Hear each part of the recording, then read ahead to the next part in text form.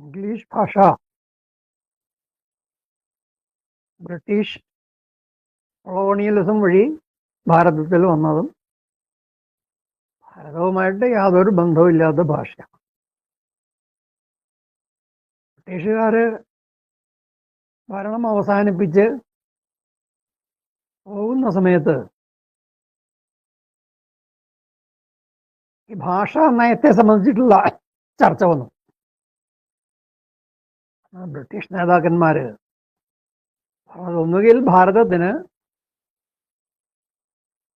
മുഗൾ ഭരണകാലത്തൊക്കെ ഉണ്ടായിരുന്ന പേഴ്ഷ്യൻ ഭാഷയുണ്ട്, ഭരണഭാഷയായിട്ട് എത്രയോ നൂറ്റാണ്ടുകൾ ഉണ്ടായിരുന്ന ആ പേഴ്ഷ്യൻ ഭാഷയെ ഭാരതത്തിന് അംഗീകരിക്കാം. അല്ലെങ്കിൽ ഈ മുഗളാധിപത്യം വരുന്നതിനും വളരെ മുൻപുണ്ടായിരുന്ന ഭാരതത്തിന്റെ തനത് ഭാഷയായ സംസ്കൃത ഭാഷയെ സ്വീകരിക്കാം.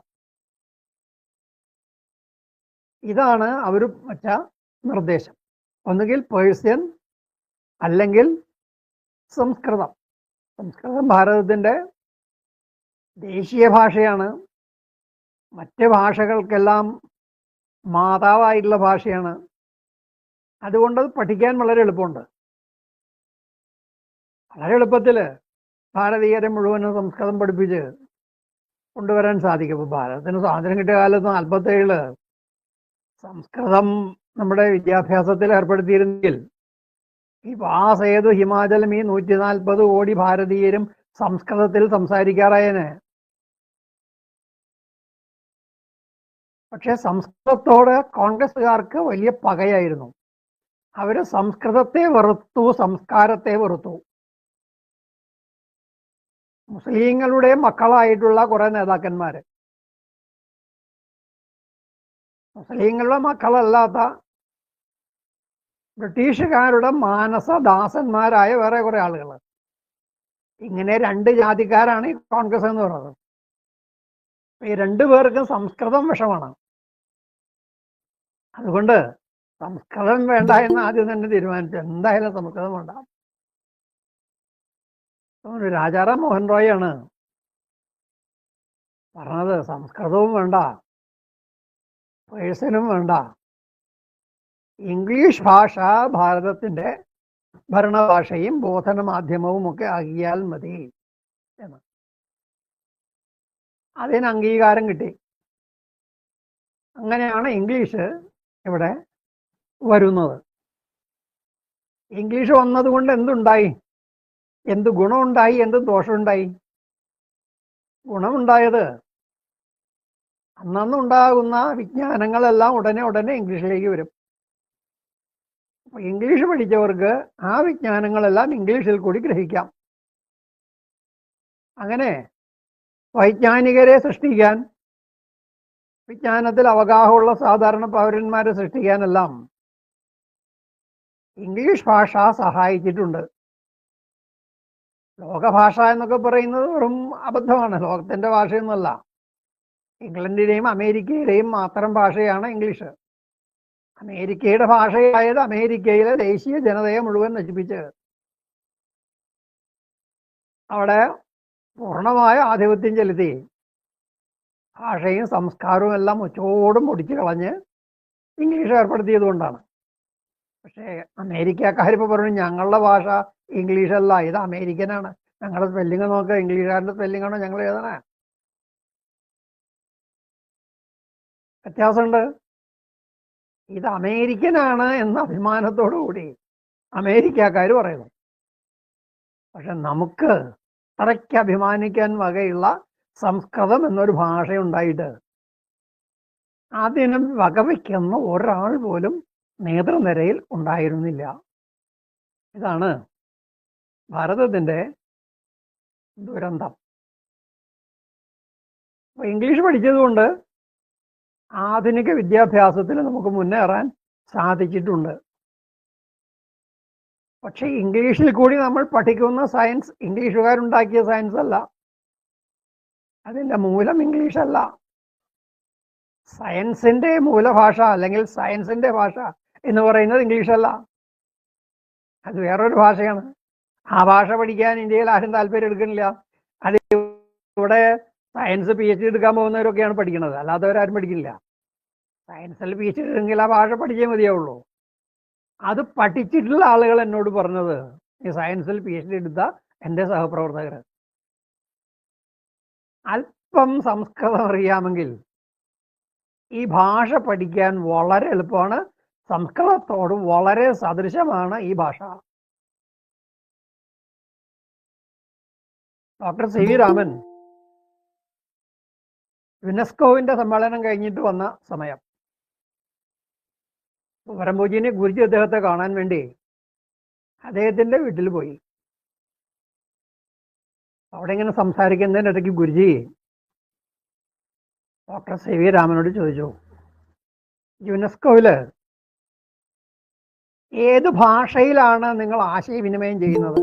എല്ലാവരും ഇംഗ്ലീഷിലാണോ സംസാരിച്ചത്? അദ്ദേഹം അർത്ഥം വെച്ച് ചിരിച്ചു. എന്നിട്ട് പറഞ്ഞു, അവിടെ വരുന്നവരിൽ എത്ര പേർക്ക് ഇംഗ്ലീഷ് അറിയാമെന്നാണ് നിങ്ങൾ വിചാരിക്കുന്നത്? ഇംഗ്ലീഷുകാരും അമേരിക്കക്കാരും ഒഴിച്ച് ബാക്കി എല്ലാവരും അവനവന്റെ ഭാഷയിലാണ് സയൻസ് പഠിക്കുന്നത്. അല്ലാതെ ലോകം മുഴുവൻ ഇംഗ്ലീഷിലല്ലല്ലോ സയൻസ് പഠിക്കുന്നത്.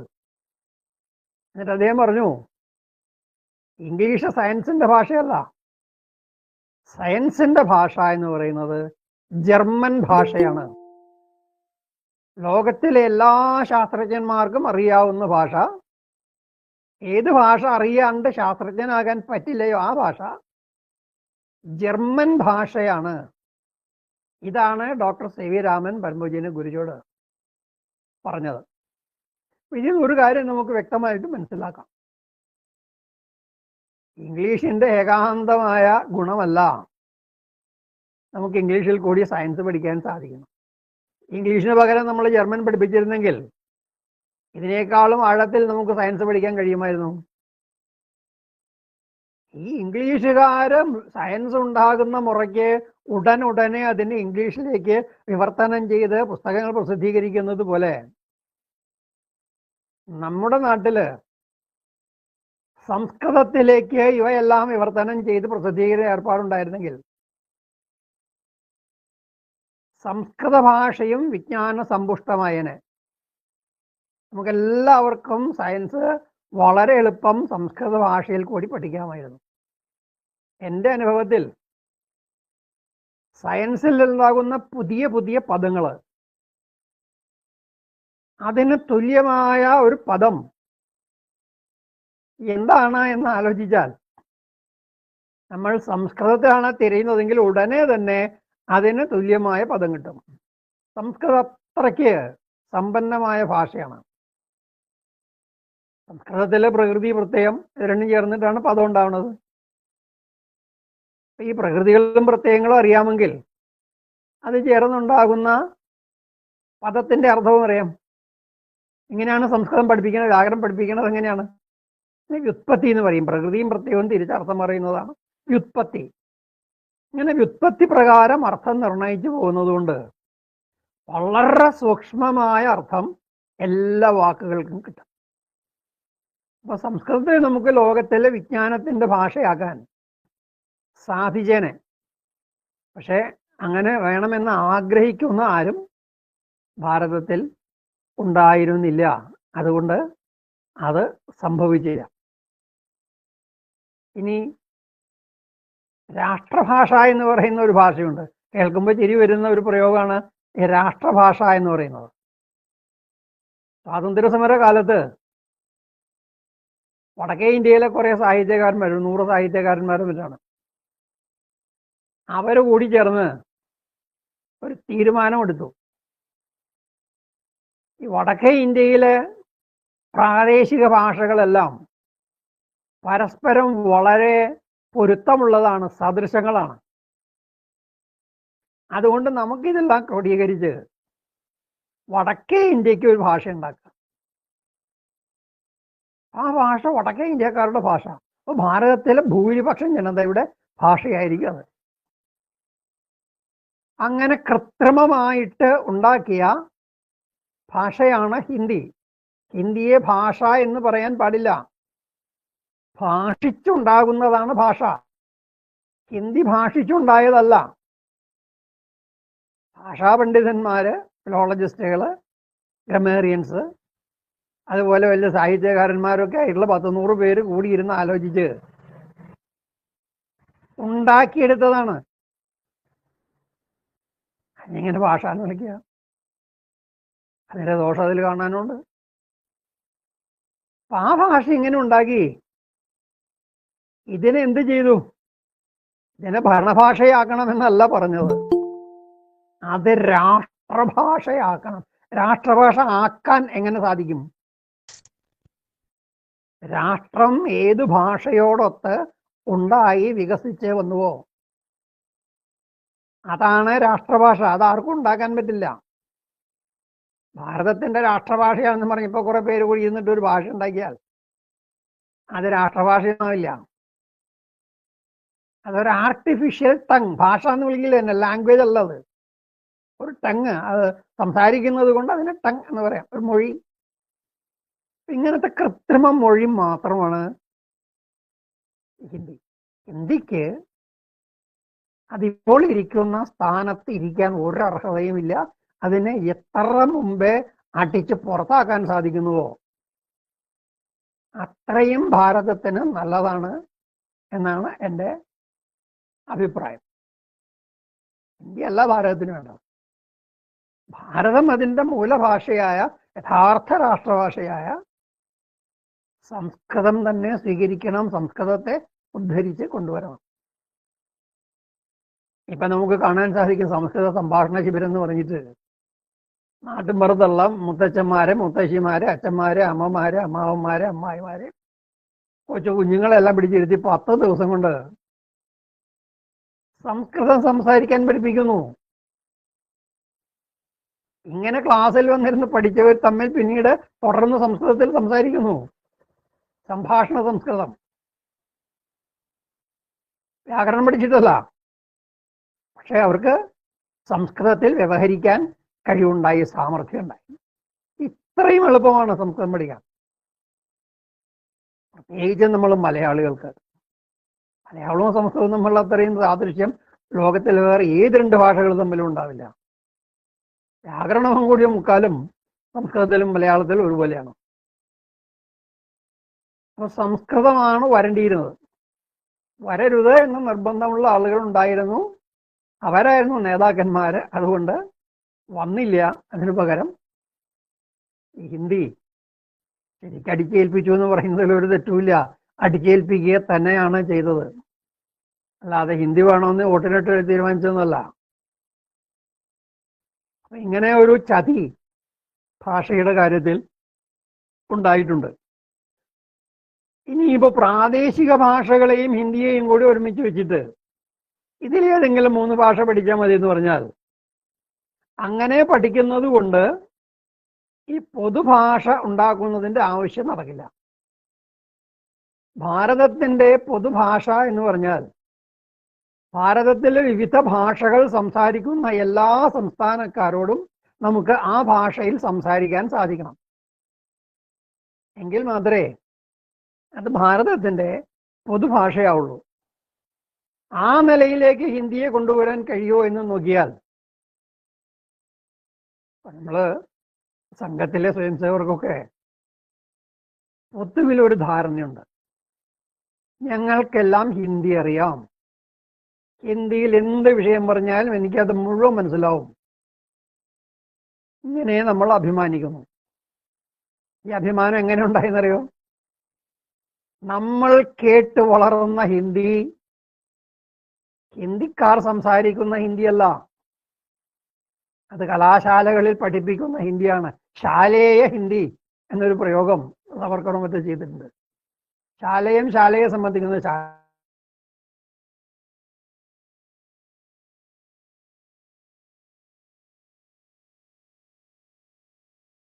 ശാസ്ത്രശാഖകൾ.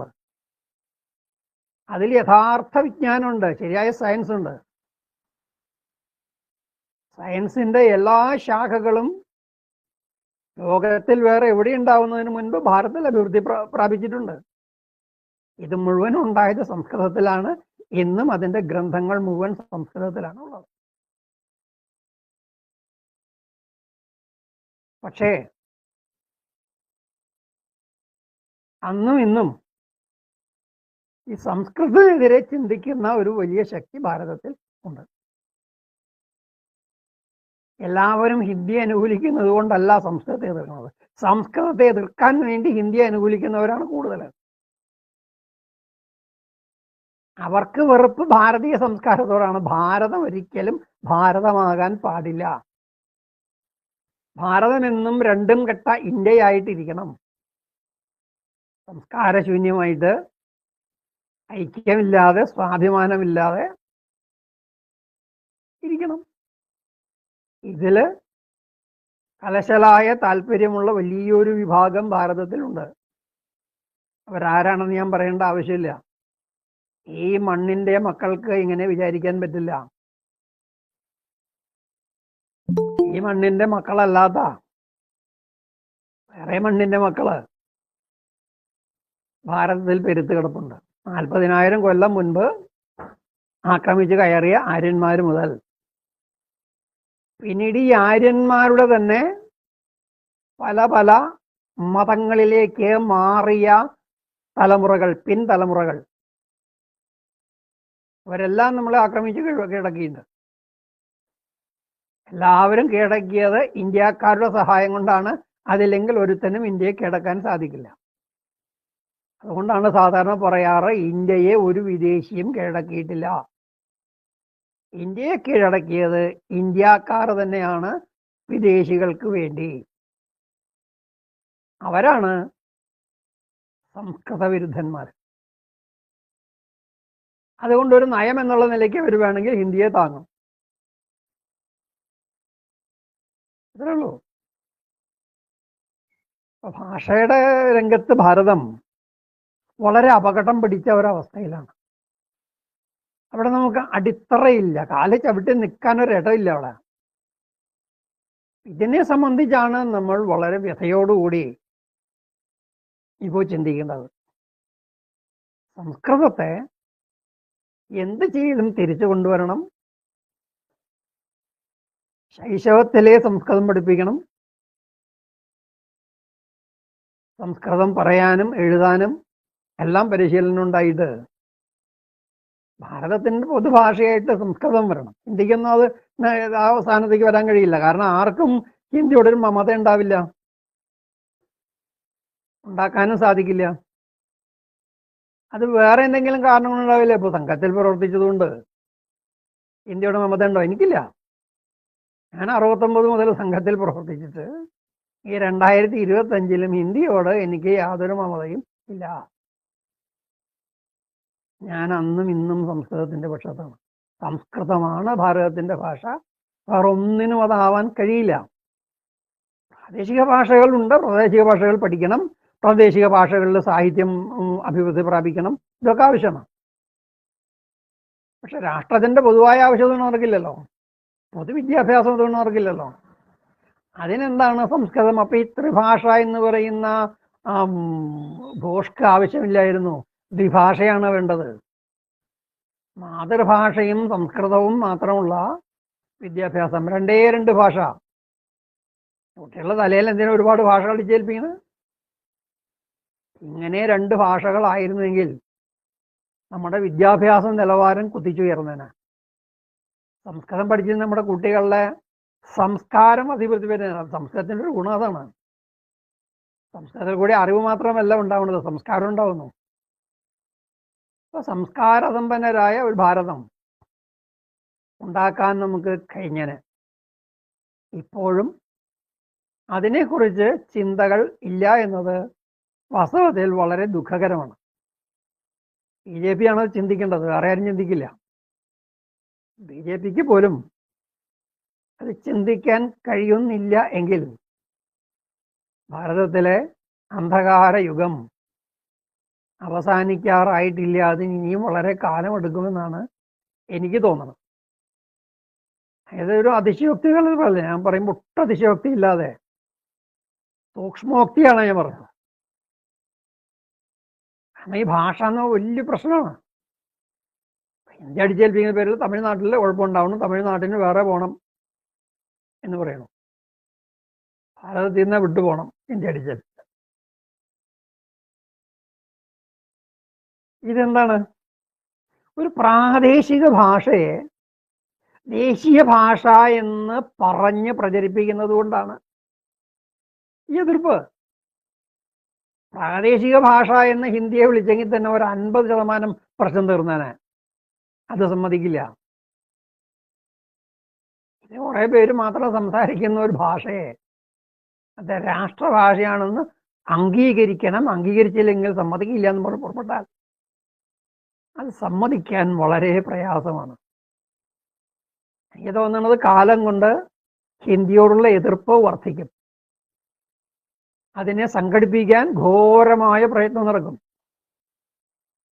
ഹിന്ദി വിരുദ്ധ തരംഗം ഭാരതത്തിൽ മുഴുവൻ അവരുണ്ടാക്കും. ഉണ്ടാക്കുന്നതിന് ഒരു കുറ്റം പറയാൻ സാധിക്കില്ല. അപ്പൊ ഹിന്ദി വന്നിട്ട് നമുക്ക് എന്താ ഗുണമുണ്ടായേ? മലയാള പദങ്ങളെ മുഴുവനും സുന്നത്ത് കഴിച്ച് വിരൂപമാക്കി അല്ലേ? ഏതെങ്കിലും ഒരു ശുദ്ധമായ പദം ഇപ്പം മലയാളത്തിലുണ്ടോ ഈ ഹിന്ദി വന്ന പിന്നെ? ഹിന്ദിയിലൊക്കെ സുന്നത്ത് കഴിച്ച പദങ്ങളാണ്, തുമ്പ് മുറിച്ച പദങ്ങൾ. ഇത് മലയാളത്തിൽ കൊണ്ടുവന്നു. ഇപ്പൊ ഗോപാലിനില്ല, ഗോപാൽ ആണല്ലേ. എന്തിനാ ഇങ്ങനെ ഈ മലയാള ഭാഷയെ സുന്നത്ത് കഴിപ്പിച്ചത്? ഹിന്ദിയുടെ സ്വാധീനം കൊണ്ടുണ്ടായത്, അല്ലെങ്കിൽ ഇതുണ്ടാവില്ല. നേരെ മറിച്ച് സംസ്കൃതമാണ് പ്രചരിക്കുന്നത് എങ്കിൽ ഭാഷയുടെ ശുദ്ധി വർദ്ധിക്കും. സംസ്കൃതം പഠിച്ചവർക്ക് ഭാഷാ വിഷയത്തിൽ അങ്ങേയറ്റത്തെ ഉൾക്കാഴ്ച ഉണ്ടാവും. ഓരോ പദത്തിൻ്റെയും സ്വരൂപം, അതിൻ്റെ അർത്ഥതലങ്ങൾ, ഇതിനെക്കുറിച്ച് നല്ല ജ്ഞാനം ഉണ്ടാവും. അവർക്ക് ഈ മാതൃഭാഷ കുറെ കൂടി നന്നായിട്ട് മനസ്സിലാവും. കുറെ കൂടി നന്നായിട്ട് മനോഹരമായിട്ട് ഗംഭീരമായിട്ടുള്ള മാതൃഭാഷ പ്രയോഗിക്കാൻ സാധിക്കും. ഹിന്ദിക്ക് ഇങ്ങനത്തെ യാതൊരു ഗുണവുമില്ല. അപ്പൊ ഹിന്ദി ഒരു കഴുത ചുമടായിട്ട് നമ്മുടെ തലയിൽ ഇരിക്കും എന്നല്ലാതെ അതുകൊണ്ടൊരു പ്രയോജനമില്ല. ഒരു സയൻസ് പുസ്തകം ഹിന്ദിയിൽ വിവർത്തനം ചെയ്യാൻ പറ്റുമോ? ഏതെങ്കിലും ഒരു സയൻസ് പുസ്തകം? പറ്റില്ല. ഹിന്ദിയിൽ പദങ്ങളില്ല അതിന്. കാരണം ഈ ഭാഷ അങ്ങനെ ഉപയോഗിച്ചിരുന്ന ഭാഷയല്ല. ഇത് വെറും വായ്മൊഴിയായിട്ട് നിലനിന്ന് വന്നതാണ്. ലിപി ഉണ്ടായിരുന്നു. ലിപി ഏതാ? ഹിന്ദി സംസാരിക്കുന്ന ഏതെങ്കിലും ജനതയ്ക്ക് ലിപിയുണ്ടോ? ഇല്ല. ദേവനാഗരി ലിപിയാണ് ഉപയോഗിക്കുന്നത്. അത് സംസ്കൃതം എഴുതാൻ ഉപയോഗിച്ചിരുന്ന ലിപിയാണ്. അപ്പൊ ഹിന്ദിക്ക് സ്വന്തമായിട്ട് ലിപിയും ഇല്ല. മലയാളത്തിന് സ്വന്തമായിട്ട് ലിപിയുണ്ടെന്ന് മാത്രമല്ല, സംസ്കൃതത്തിൽ ഇല്ലാത്ത അക്ഷരങ്ങളുണ്ട്. കൂടുതൽ അക്ഷരങ്ങളുണ്ട് മലയാളത്തില്. അപ്പം മലയാളം വളരെ സമ്പന്നമായ ഭാഷയാണ്. സംസാരിക്കുന്ന ആളുകളുടെ എണ്ണം കുറവാണെന്ന് മാത്രമേ ഉള്ളൂ. ഈ ഹിന്ദിയെ സംബന്ധിച്ചുള്ള ഈ തർക്കം പരിഹരിക്കണമെങ്കിൽ ഹിന്ദി വാദം ഉപേക്ഷിക്കുകയാണ് അതിന് ഏറ്റവും ശാസ്ത്രീയമായ വഴി, ഏറ്റവും ഫലപ്രദമായ വഴിയും. അത് ഉപേക്ഷിക്കാതെ ഇരുട്ടുകൊണ്ട് ഓട്ടയടച്ച് ഈ വിഷയം പരിഹരിക്കാൻ പറ്റുമെന്ന് എനിക്ക് തോന്നില്ല. ഈ ഭാഷാ പ്രശ്നം ഇനി പുതിയ മാനങ്ങൾ കൈവരിക്കാൻ പോവാണ് കാലം കൊണ്ട്. അപരിഹാര്യമായ നിലയിലേക്ക് അത് പോകും. അങ്ങനെ അവസാനം ഹിന്ദി വേണ്ടാന്ന് വയ്ക്കേണ്ടി വരും. കൊടുക്കാൻ പരിഹാരം തന്നെയുള്ളൂ. അത് എത്രയും നേരത്തെ ചെയ്യണോ അത്രയും നല്ലതാണ്. ഹിന്ദി പഠിക്കുന്നതിനേക്കാളും എത്ര എളുപ്പമാണ് സംസ്കൃതം പഠിക്കാൻ. ഞാൻ പഠിച്ച ഭാഷയിൽ എനിക്ക് ഏറ്റവും എളുപ്പമായിട്ട് സംസ്കൃതവും ഏറ്റവും കഷ്ടമായിട്ട് പിന്നെ മനസ്സിലാക്കാൻ പറ്റാത്ത ദുർഗ്രഹമായിട്ട് തോന്നിയത് ഹിന്ദിയുമാണ്. എൻ്റെ വ്യക്തിപരമായ അനുഭവമാണ്. എല്ലാവർക്കും അങ്ങനെ ആയിക്കൊള്ളുന്നില്ല. ഇവിടെ ഒരു യഥാർത്ഥ ദേശീയ കാഴ്ചപ്പാട്, രാഷ്ട്രഭാഷയെ സംബന്ധിച്ച് ശാസ്ത്രീയമായൊരു വീക്ഷണം, തികഞ്ഞ ചരിത്രബോധത്തോടു കൂടിയിട്ടുള്ള ഒരു വീക്ഷണം BJP സ്വീകരിച്ചേ മതിയാവുള്ളൂ. അല്ലെങ്കിൽ ഈ പ്രശ്നം ഒരു പുതിയ ദേശീയ ദുരന്തമായിട്ട് നമ്മുടെ കൂടെ എന്നും ഉണ്ടാവും.